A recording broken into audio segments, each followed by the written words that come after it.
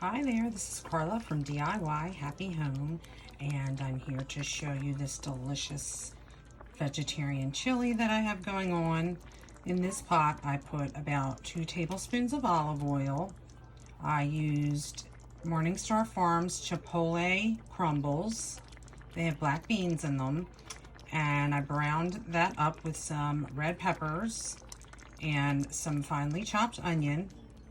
About, I would say, about a small, one small onion, and about 2 peppers, chopped up red peppers.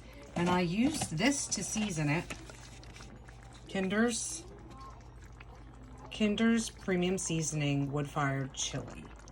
There's 5 packets come in here, but I used a 1 ounce packet. And I used a large can of crushed tomatoes, 1 cup of water, and I used 1 can of your preferred bean of choice. In my case, I used pinto. 1 can of pinto beans today. I rinsed the beans and I drained them.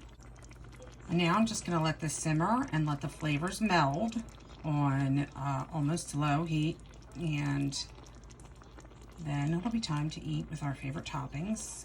I'll probably use cheese and some sour cream, maybe a little avocado on top. If you like onion, you could put some scallions or something like that. And I'm serving this with a side of mac and cheese. Okay guys, that's it. I'm going to try to put this recipe up on my blog. I'll talk to you later. Bye.